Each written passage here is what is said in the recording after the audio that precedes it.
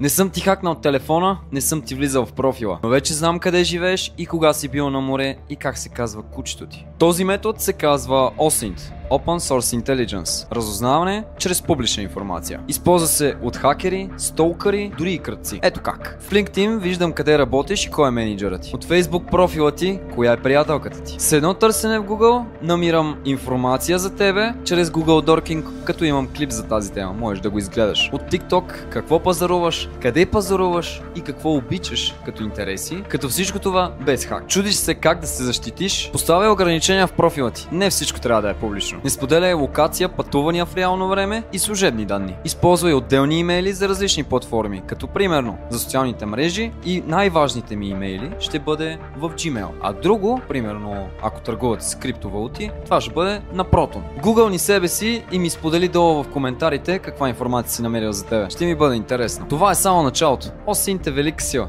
Въпросът е тук, кой го използва. Благодаря ти, ще се видим в следващия клип.